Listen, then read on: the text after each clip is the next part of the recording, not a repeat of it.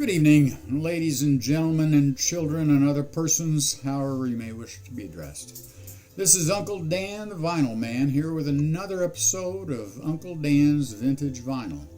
This one's going to be short today. You might call it one of Uncle Dan's shorts. You're welcome to my shorts, actually. Anyway, got for you today. It's just going to be a short one because I only got one thing to talk to you about, except there's three parts to that one thing. Beginning, middle, and end, and you're hoping for the end right away, aren't we all?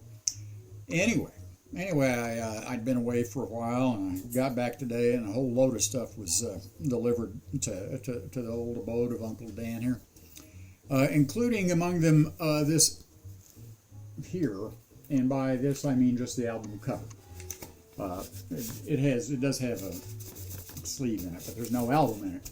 And that's just fine because, trust me, Uncle Dan did not order Eddy Arnold. If I ever get around to saying, if you ever hear me say, hey, let's throw some Eddy Arnold on the box, why don't you just take me and, just take me and drop me off in the home or, in a nearby lake or something like that, because Uncle Dan will have had it by then. Not that I'm saying that there's anything wrong with anyone else liking Eddy Arnold. If you like Eddy Arnold, you have at it. Love Eddy Arnold to your heart's content. But as much as Uncle Dan likes cheese, he draws the line every now and then. Anyway, there are three things I want to talk about on this album, or maybe four. We can kind of start here. I mean, look at that.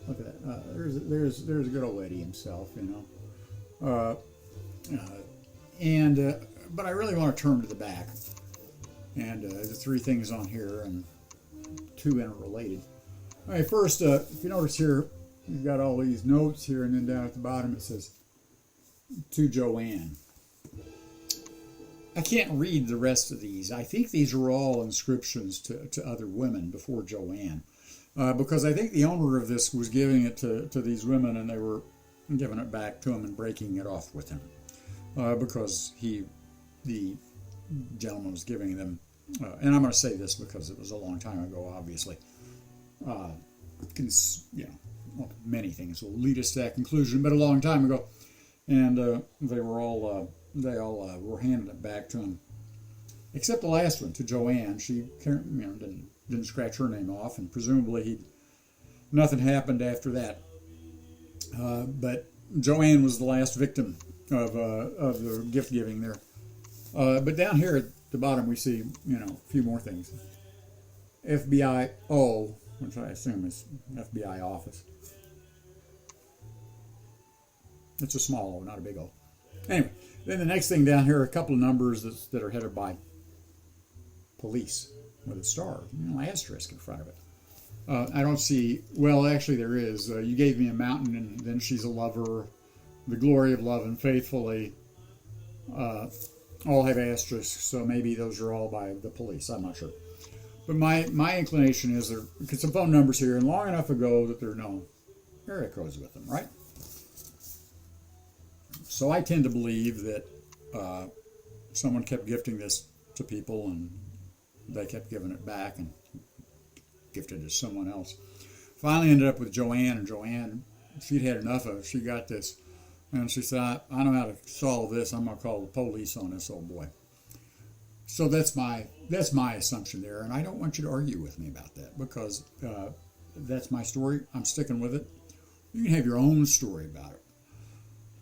Then the last thing I want to talk about, I did say this is one of my shorts. It's not a pair of them. It's just one of my shorts. Anyway, the last sentence of these liner notes, written by somebody named Bob Tubert, or Tubert, perhaps. Maybe he's French, although you'd think it would be Robert Tubert, which would be ridiculous. So I'm going to say Bob Tubert.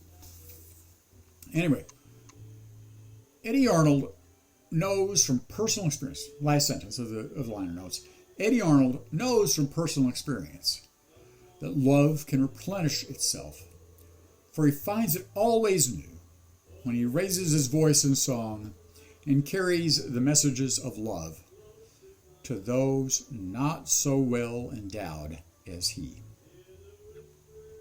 Yes, he's carrying the message of love to those not so well endowed as he. What I really like to point out is that this is grammatically correct. A lot of people might say to those not so well endowed as him, but that is grammatical error. He is correct here. So hey, congrats, kudos to Bob Robert Tuber there. Don't often see that. People being grammatically correct. But there we are.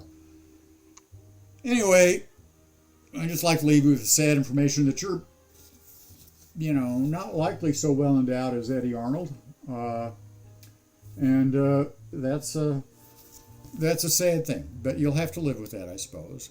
So anyway, this is Uncle Dan, the Vinyl Man, wishing you all happy record listening. Au revoir, and also, and in addition, a bientôt.